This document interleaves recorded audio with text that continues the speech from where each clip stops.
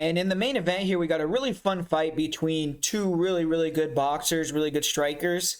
And Calvin Kattar, he's a little bit more established in that top five because he's fought a lot of those guys already. Whereas Arnold Allen, even though he's on a 9-fight win streak, he's 9-0 to start his UFC career.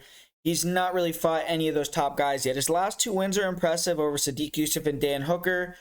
But Calvin Kattar is going to be his first opponent that's a true bona fide top five guy at featherweight. And if Arnold Allen can get the win over Calvin Kattar, he's officially going to be in the mix for a title shot. I think he'll be one fight away and can get a number one contenders fight for his next fight. And Calvin Kattar, he is coming off that loss to Josh Emmett, but a lot of people thought that he won that fight, and it seems like the UFC potentially could be leaning in that direction as well, because it seems like they kind of left Josh Emmett out in the wilderness a little bit. They didn't really bring him up to me recently. I haven't heard him in talks to get an interim title fight or a title fight. For a little bit, there was that Calvin Kattar versus Yair Rodriguez versus Josh Emmett interim title clamor, but maybe that'll come back, but I haven't heard that in a little bit. And Calvin Kattar is getting, I don't know if you could say moved up because he's fighting a guy that's lower than him in the rankings, but he's fighting a guy on a 9-fight win streak that if Calvin Kattar beats Arnold Allen, he's right there. I mean, I would say he's only one win away from a title shot as well. So even though Calvin Kattar has 2 losses out of his last 3 fights, he's still right there in the mix. But with Arnold Allen, man, that's super impressive to be 9-0 to start your UFC career. He's in real rarefied air right there. I mean, there's only been John Jones, Anderson Silva, Kamaru Usman, and Khabib Nurmagomedov that have started their UFC careers on 10-plus fight win streaks. So those 4 guys, arguably are some of the best fighters in UFC and MMA history. So really good company to be there with. And Arnold Allen, he's a guy that I've kind of, it's been hard for me to really cap him, in my opinion, because he hasn't fought so much and some of the level of competition has not been as good. And I feel like he has shown holes, but I've been more and more impressed as he's taken steps up in competition, just at certain things about him. His mindset going into these fights, I think he is very calm, very aware of his spot in the division, and I don't think he's stressing it too much. He's still fairly young, and I think he knows that he has time to get to that title shot, and he is very cool, calm, and collected. He's not going to come into fights emotional, I don't think. He's always going to have, a cool head about him, good game plan, and I think you're not going to have to worry about him overexerting himself or having bad decisions in the octagon and things like that.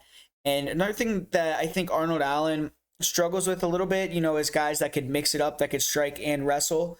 And Calvin Kattar, even though he has decent grappling, I don't think he's going to be able to take down or pose too much of a wrestling threat with Arnold Allen. So it's going to get a free-flowing fight and primarily a boxing fight. So that's going to be really to Arnold Allen's liking.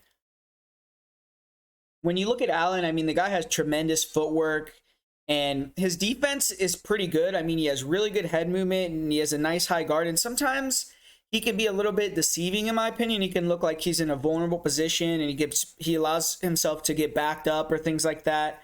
But his head movement is so subtle and awesome. And I mean, he just slips these shots by half an inch, stays right in position to counter, and he can land real clean shots. He's really proficient at finding the chin. That's something that he's really good at. And this is going to be the first southpaw that Calvin Kattar has fought. So that's going to be something that Kattar's going to have to adjust to. And I think it's going to open up some body kicks and leg kicks for Arnold Allen, which I think the leg kicks could potentially be a big weapon for Arnold Allen in this fight. But in terms of, like I was saying, his head movement is real subtle, real nice, and he does a good job of covering up in the pocket too. So he can get hit sometimes, and sometimes it seems like he can allow himself to be backed up.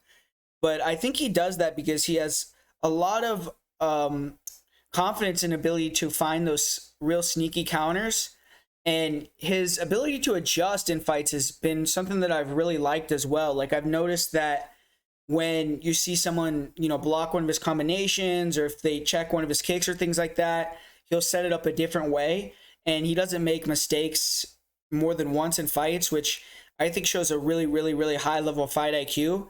And I think his ability to make adjustments is going to help him in these higher level fights, man, because that's something that you need. You need to be able to think on the go and be able to change your game plan if you need to.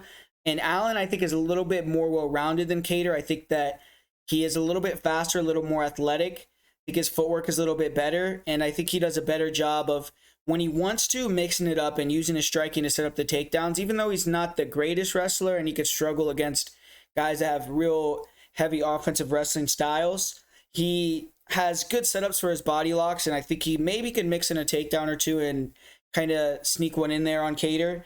I don't necessarily think he's going to have a lot of top control time or be able to dominate with his grappling, but I feel like if either guy gets a takedown, I think it'll be Arnold Allen.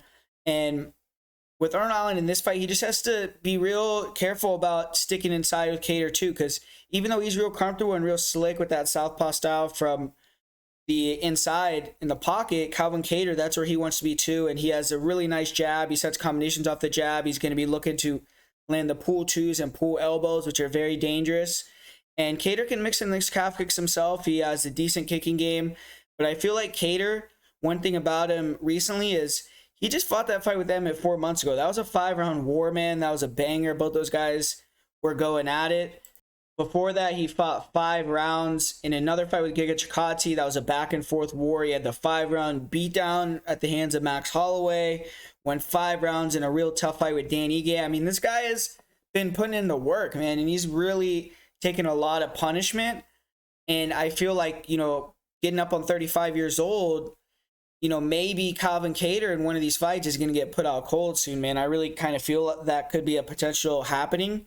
And I think that Arnold Allen, with the guy that's real slick, the guy that has good pressure, a guy that I think is not going to slow down in a 5-round fight, a guy that I think could match him in the pocket with his boxing and find the chin, a guy that's real fast with the counter crosses and can mix in some leg kicks. I think he could give Calvin Kattar a lot of issues.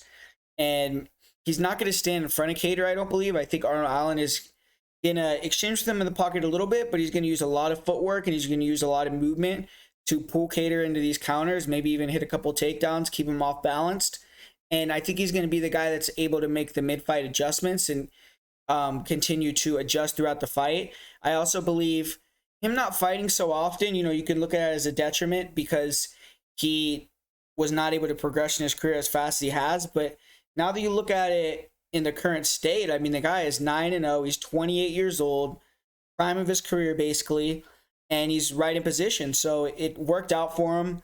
And the fact that he's not really fought as frequently, he hasn't taken as much damage or been in as much hard fights as Kattar. Like I just said, he's coming off 4 or 5-round wars in a row. And also, there's not as much footage on him. He has more time in these layoffs to improve his skill set, come into the cage with a little bit new wrinkle.